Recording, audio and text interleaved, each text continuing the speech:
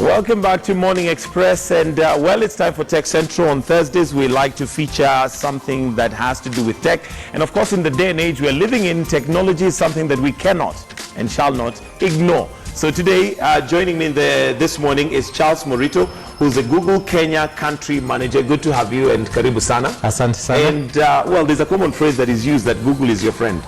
It's and it looks like it's becoming even more friendlier. Absolutely. Yes. Okay, now traveling around Nairobi can be a little bit confusing, especially if you don't live within Nairobi. And our signage doesn't help. I have friends who've basically, possibly, especially now that we are doing up the roads and, you know, there's a lot of infrastructure development that's going on. Yes. You find somebody has gone out of the country, maybe even to study or lives abroad, and comes back after a year and you cannot find your way simply because of just the mapping. Yes. But Google apparently has a solution for that. We do. We have a few solutions. Obviously, you know, we launched Google Maps, and over the last 8.5 years or so since Google launched in Kenya, we have been doing quite a lot of work to improve. I remember my predecessor, now CS Moshero, when he started at Google, he was Google's #1 employee in Africa. Right. There wasn't much mapping across the country. You could barely get from one location to the other. But we've done a lot of work over the last 8 years to really ensure that roads are mapped correctly. And now we've gone a few steps further. The most recent one is in April this year, we launched Google Transit. And Google Transit is about getting you from one point to another, but talking to you with the most accurate traffic information.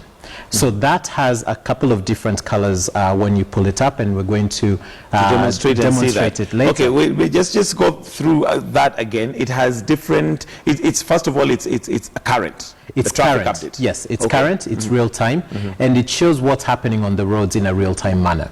So what we do is we're working very closely with various organizations to be able to collate that data. And when we're doing that, we're able to deliver the most accurate information to not only let people know how to get to a particular place, but also to let them know what's the best route to get there, in terms of timing, in terms of traffic alerts, etc. Okay. Yes. Now, one of the things that I'd noticed previously, and maybe you'll correct me if I'm wrong, is the fact that with the new roads that are coming up, with expansion of the roads, with a new road network, there was a little bit of a lag in terms of Google Maps now updating that. There are times you'd be driving and you're literally driving in a forest. No, Has that changed? I think that was Apple. We actually work with Google Maps. We work to have the most accurate information and are constantly updating that through various sources as soon as we're able to get that information. When roads are being mapped out or built and changed, we're actually constantly updating that information to make sure that it's giving you the most accurate information. We have not only a community of people working on that in every single country where we have maps, but we are able to also double check that with various authorities to ensure that that information that's coming up is actually the right one. Okay. Yes. So how accurate is it right now?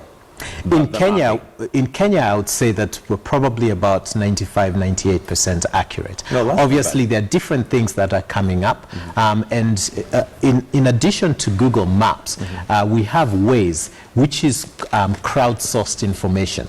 And so as soon as someone updates that, we're able to work with what Waze is collating, which is crowdsourced, verify that, and update Google Maps. Okay. Now, the other concern was the fact that one might get a feeling that we've concentrated so much on the urban areas. Has the mapping been done countrywide, or is it just within Nairobi, Mombasa, Kisumu, Nakuru, you know, the major towns in Kenya? We do it countrywide. Obviously, there are certain areas whereby it's more accurate than others, especially in more urban areas. But we're constantly working to ensure that the mapping is fully done countrywide. I'll go back to our ethos in terms of what Google stands for. As you know, our mission statement is to organize the world's information and make it universally accessible and useful. And what we mean by that is that it should be as useful in Nairobi as it is in Nanyuki or in Isiolo, and the same to New York. So it's not really just about focusing on the most urban areas, but literally looking at it from a global standpoint and delivering that information to everyone. Okay. So why did Google feel it necessary to have this commuter transit system set up in Kenya? It's twofold. One, it's to be able to deliver better information for people, i.e. making people's lives better and making those commutes easier. So that's one. And then the second part is really the ethos of what we stand for as Google. So we certainly want to ensure that we deliver the best information and make sure that it's accurate to the world. Okay. So that's the key element. All right. One of the other things that I find possibly is lacking, especially locally, and I don't know if that's something that you've worked on, is our public transport system is very unique. Yes. It is not like any other. Yes. You get into Nairobi, and especially for people who don't live in Nairobi or don't live in Kenya per se, yes. You'd want to move from one point to another. Yes. You have a matatu to get into, you don't know which number goes where, you don't know where you get it from, you don't know where you are lighting from. Is there a way of having that organized and brought together? Absolutely. So what we've done is we've worked with digital matatus, and we did this over a couple of years to ensure that we are getting the accurate information. And we've been able to organize matatu information, the stages, the places where you're going to alight, the different stops, to what we're going to show you shortly. You can be able to travel from one point to another using Google Transit. To be able to get you from one point to another. And the beauty of this is that not only does it ensure that you're going the right way, there are certain places whereby the matatu numbers are actually the same, but it could be going to the it's completely... Like 33, I think you have Embakasi, one goes to village, another one to the estate, another one to... They're all 33. Absolutely. Yeah. And so with things like that, you're able to use Google Transit to ensure that you're going the right way. You're alighting at the stop where you need to alight. And in addition to that, if you have to change matatus from one to another, it actually shows you how far you're going to walk to get to the next bus stop. Wow. So that's the beauty of Google Transit. And I'm going to... All right, I think let's get to the demonstration, and let's start with Google Transit on the matatus and yes. see how that works. Because I find that there are times you'll even, for instance, want to go to a friend's place. Yes. And they tell you, I live in place such X, and such, and you have no idea how to get there, you know, if you're going by public means. So maybe let's demonstrate possibly how this works. Yes. And possibly starting with, can I just give you destination? Where do you want to go? Let's assume I'm leaving Standard Group. Yes. And I would like to go to, let's say, Karen. Karen. Yes, and I want to go by public means. I am at Standard Group right now. Okay. How do I get Where in Karen do you want to go? I want to go to Crossroads. Crossroads. Yeah, Crossroads. I think it. Oh Shopping no, center. let's do the Hub. I think the Hub is where I've not been in a while, and it looks very nice. So let's go to the Hub. Okay. Yeah. So the Hub, Karen. Yes, can you Hub, see? Are we up? So if you pull that, as you can see, it's now coming up. Okay. And so we're at Standard Group at the moment. And it then shows you two different routes, right? So for starters, when you're looking at Google Transit, I should say the way to get to that is google.com/transit. So when you go into search, that's what you need to look at. Okay. And then when you do that, you then look at, you just plug in your current location. The best thing to do is actually to authorize your browser to do a location identification so that it knows where you are. Okay. So ensure now when you say the browser to do, that's a setting. Yes, that I so need that's to a have setting activated. Absolutely. Okay. So you'll always see whether your location services are on. So ensure that your location services are on, either on your phone or if you're using a laptop, that it's on. Okay. And then just plug in, and as you can see, the different icons at the top. And with this, you have just the recommended mode of travel. You have driving, right? So if it's driving, it's going to show you what options to use. Okay. It has transit, which is what we're now talking about. But in addition to that, for those of us who want to walk, you can actually walk. And it also gives you a time frame of how long it will take you to get there. Absolutely. Okay. And if cycling as well. Okay. So for now, we're looking at the matatu. And for that, it shows you two different routes. The first route is going to take you 1 hour and 39 minutes. That is using what means? So Matatu. Yes. Okay, so right this now is public. Where is the tab for the Matatu? So it's right at the top. Okay. As you can see, it's going to show you the different options right here at the top. So the transit is the one for Matatus. Okay. And there's also a second option which would take you 1 hour and 44 minutes. So let's take the shortest route for now and do that. So when you take this one, you then just click on details. And if we can see that up, it shows that at 8:38 p.m., so actually just a minute ago, you can leave Standard Group offices here and walk about 7 minutes, 500 meters to Panari, to the stop at Panari. And there you're going to take number 33 to Ambassador. Okay. Wow. Okay. And it has all those. It has all that information. Okay. It then shows you how many stops. So it's going to be 6 stops to Ambassador, and that currently with the traffic right now is going to take you about 14 minutes. Wow. And I can attest to that. There's no traffic. There's no traffic. I can attest because it only took me about 10 minutes to get here. Okay. And then once you get to Ambassador, you alight at GPO. So you're going to take number 33 to Ambassador, but you alight at GPO. When you get to GPO, you're going to alight, and you should get there at 9:04 a.m. And then the next Matatu is going to, you're going to walk about 1 minute, and then there's another Matatu that you're going to take, number 24, C, to Hardy, which you're going to take for 50 minutes. Okay. And it then tells number you 54. Now that's from GPO. No, number 24C. Number 24C. Yes. Okay. From GPO to Hardy, Karen Hardy. Okay. Okay. And so it shows you how it's going to get there, and it's going to be 50 minutes.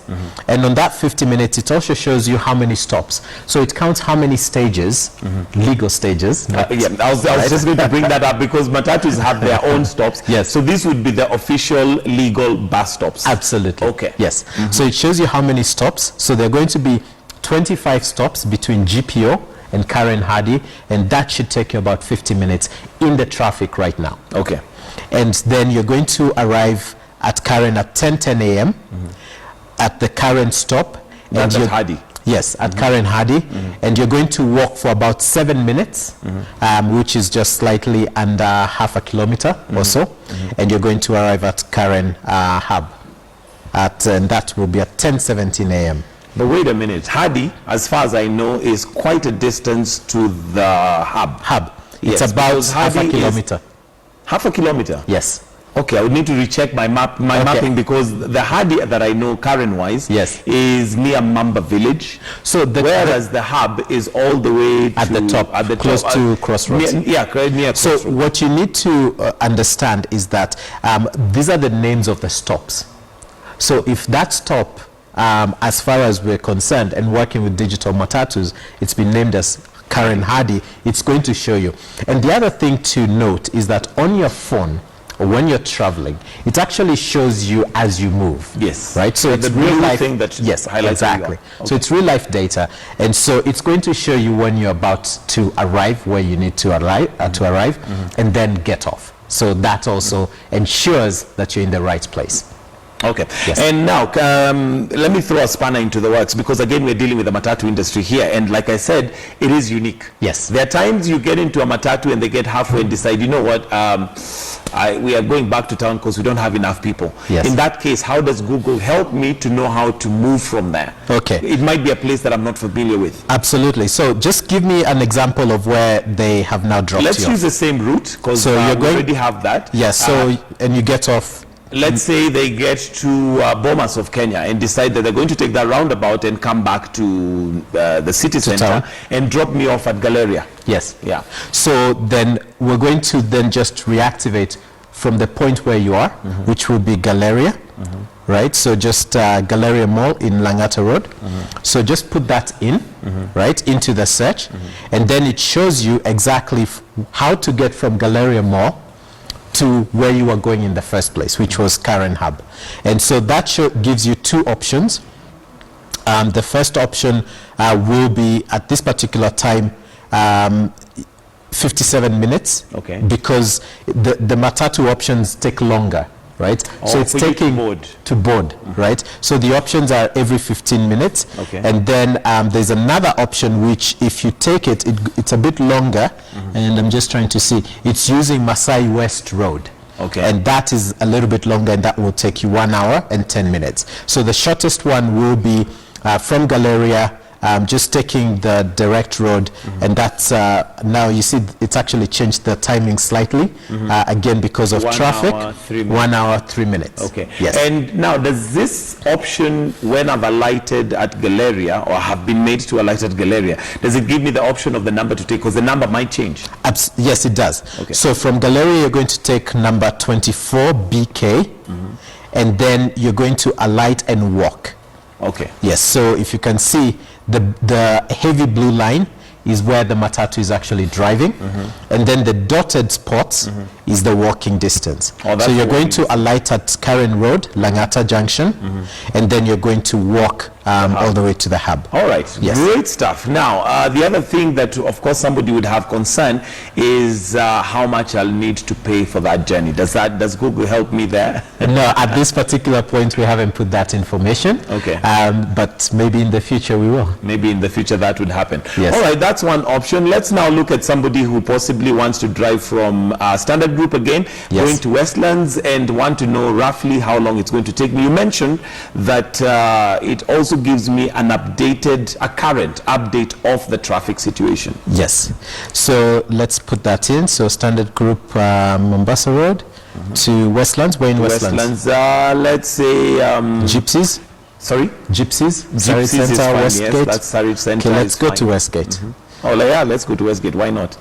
Do some shopping. Let's go do some shopping. So, and in fact, let's After all, go it to means- Java House. Now we've broken I fast. like We the can be idea. able- Maybe let's have coffee. Why Yes. not? It's early in the morning anyway, so yeah. So that, as you can see, the map has changed, right? So this is for driving, and it shows you exactly how to go. Okay. And the good thing about this, it's twofold. If I can just go back here, it also gives you an option to send the directions to your phone. If you're using a browser like this, you can still send the directions to your phone. But right now, it shows the fastest route to get to Westgate is going to be 28 minutes. It's 15.2 kilometers from here.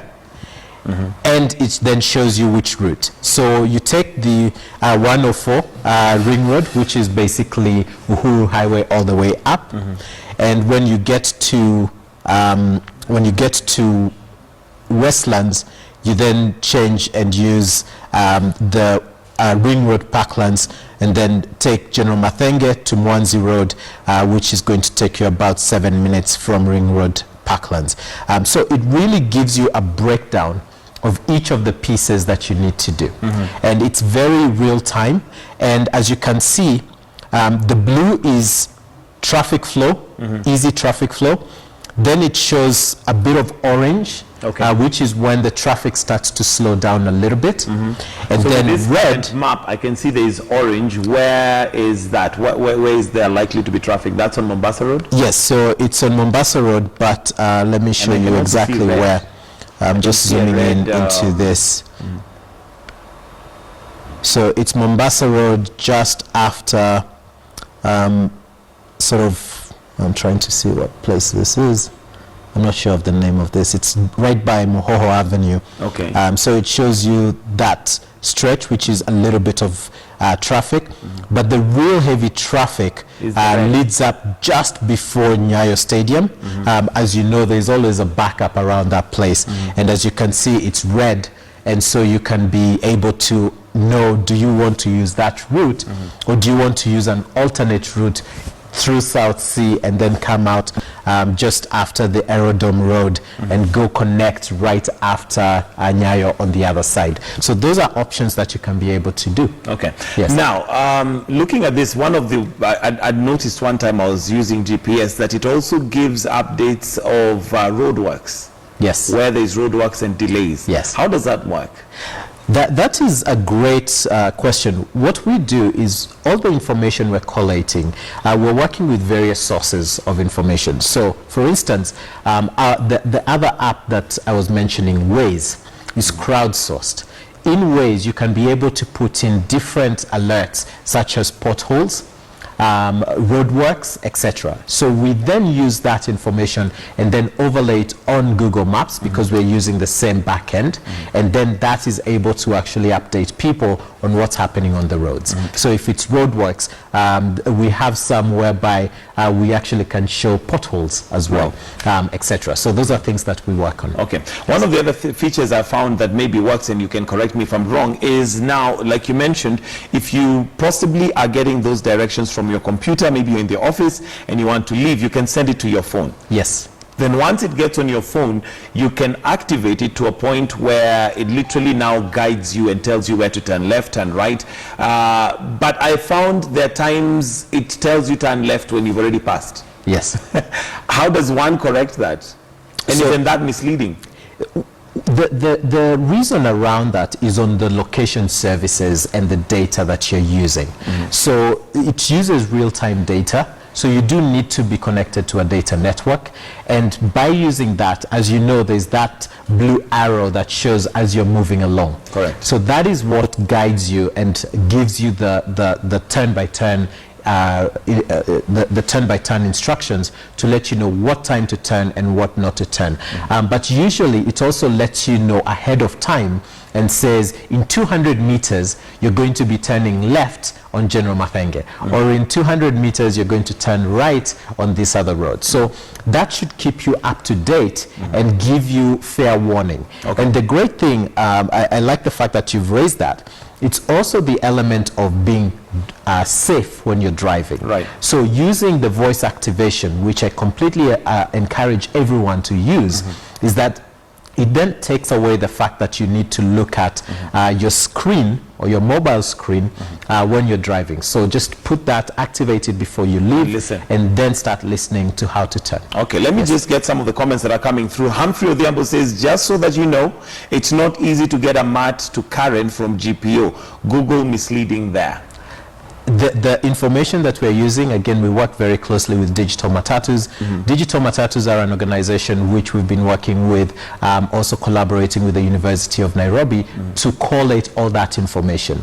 And yes, it may not be a direct Matatu to Karen, but you can be able to take a Matatu, exchange at different points, and actually get to Karen And get to Karen. using that. So at least it gives you a guideline. What other information can I extract from there? Because as a driver, or as there are certain things that possibly you may want to know. For example, speed limits within a certain area. Are those things that I can work on? I've noticed there are even some that actually show some apps. I don't know if it's part of Google, Yes. that even shows you the speed that you're doing. Yes. Does it also give you possibly the recommended speed in that area? Yes. So a couple of things. Good question around that and talking about speed limits. So the information and the data that we're delivering, including the time that it gets you to a particular point, uses, and it's critical to say this, the legal limits of the roads that we're working with. So we have used and collated all that information in terms of saying this is the legal speed limit in a particular sections of the road, and then using the information in terms of real life data